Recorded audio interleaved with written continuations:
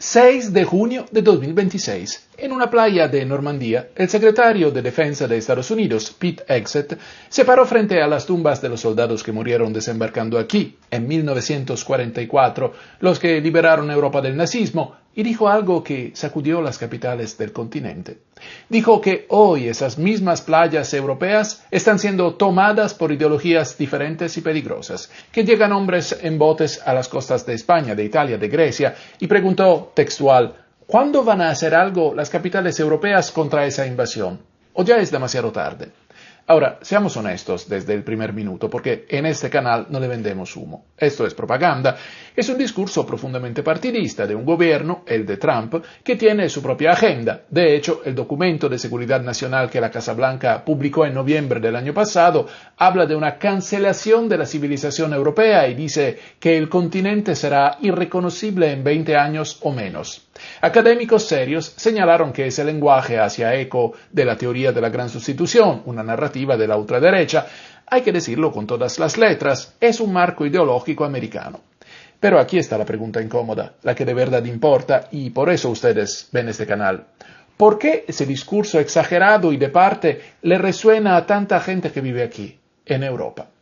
Yo soy europeo, vivo aquí, y les voy a contar con números verificados y no con consignas por qué Europa occidental se está debilitando. Y ojo, desde ya, el suicidio de Europa, el título de este video, es mi lectura, mi interpretación.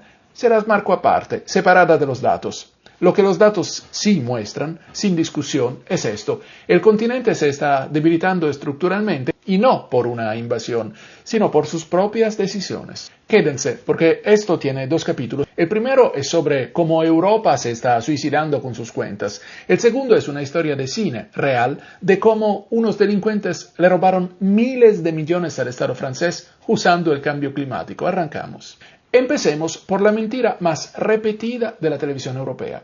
Si prenden la televisión en Francia, en canales económicos como BFM TV, en los programas de debate de la tarde van a escuchar una y otra vez, como una cantinela, el mismo argumento. Los inmigrantes van a pagar nuestras pensiones. Lo repiten los analistas, los políticos, los expertos de turno. Europa envejece, dicen, hacen falta brazos jóvenes, entonces traigamos gente y problema resuelto. Suena lógico, suena hasta generoso. El problema es que es falso, y no lo digo yo, lo dice la matemática. Vamos a los datos, porque en este canal los datos mandan. En 2023, un equipo de la Universidad de Ámsterdam, dirigido por el matemático Jan van de Beek, publicó el estudio más detallado que existe sobre el impacto fiscal de la inmigración. Se llama Borderless Welfare State, el estado de bienestar sin fronteras. Usaron los microdatos del propio gobierno holandés, persona por persona, y la conclusión es demoledora. Pero hay que entenderla bien, porque aquí es donde casi todos mienten por la mitad. El estudio no dice todo inmigrante es un costo, dice algo mucho más preciso, y por eso es un punto tan incómodo de ignorar en el debate. Lo que decide si un inmigrante aporta o cuesta es su nivel de formación y el motivo por el que llegó. Un migrante que llega por trabajo, calificado, ingeniero, médico, programador, aporta. Suma a las arcas públicas, puede dejar un saldo positivo de hasta 300.000 euros a lo largo de su vida. Ese migrante, sí, paga pensiones. Pero un migrante con baja calificación o que llega por asilo o reagrupación familiar y entra en un estado de bienestar generoso, el saldo se invierte. El estudio calcula un costo neto de por vida de unos 300.000 euros para un migrante no occidental promedio, y para los solicitantes de asilo el costo es más del doble. La horquilla total va desde menos 400.000 euros hasta más 300.000, dependiendo de una sola variable: la educación. Eso es lo que muestran los datos, fríos, del propio gobierno holandés. Y déjenme separar el dato de mi opinión, porque eso es justo lo que nos hace creíbles.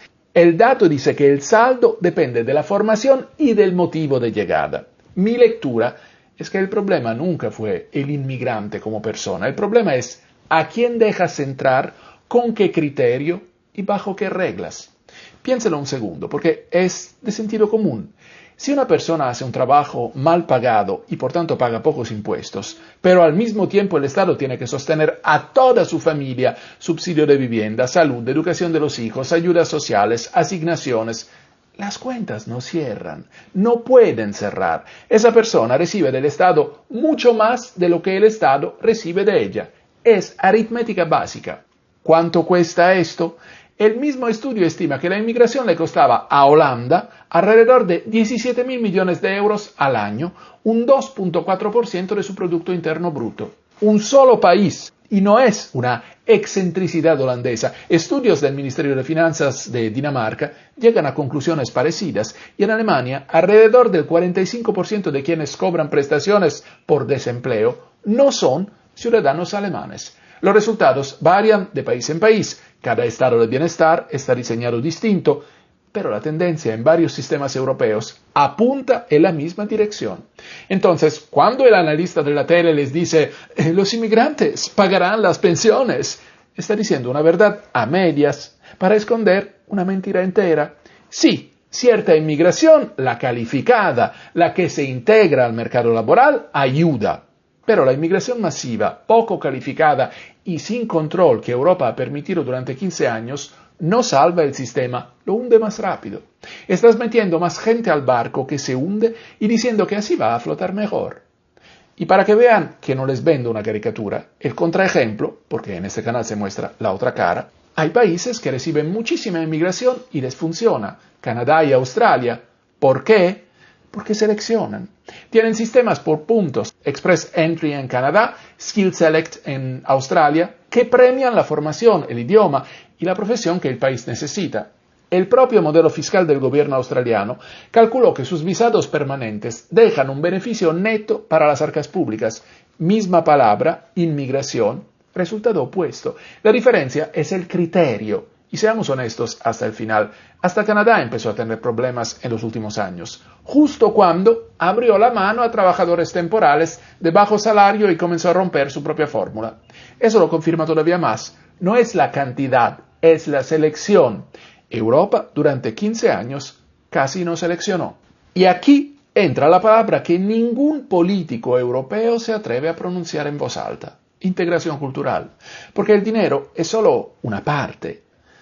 El otro problema, el que enciende las elecciones de Francia a Suecia, de Holanda a Italia, es cuando llega gente en cantidades que las sociedades no logran integrar, en barrios donde no se aprende el idioma, donde no se comparten las reglas básicas de convivencia, donde se forman sociedades paralelas.